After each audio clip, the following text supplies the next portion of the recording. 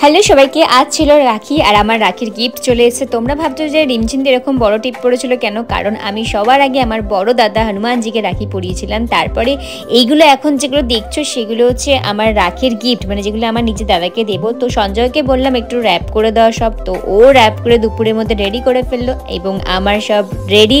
আমার জ্যান্ত দাদা চলে এসেছে। তো যাই হোক, ওকে এখন রাখি পরাবো। আর আমি একা রাখি পরাইনি, ঢিঙ্কাও কিন্তু তার মামাকে রাখি পরিয়েছে আমার সঙ্গে সঙ্গে। আর এবারে যত গিফট কিনেছি রাখি সব অনলাইন থেকে কিনেছি।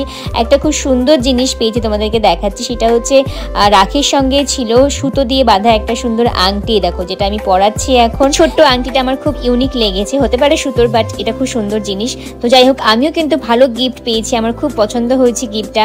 তো চলো সবার সঙ্গে এবার গিফটটা শেয়ার করে নিই। এইটা আমাকে দাদা দিয়েছে, থ্যাংক ইউ সো মাচ দাদা। এত সুন্দর জিনিসটা একটু খুলতে ইচ্ছা করছিল না, কিন্তু এটা সাজিয়ে রাখা জিনিস না, তাই খুলতে হলো। তো চলো দেখা হচ্ছে পরে মিনি ব্লগে। টাটা।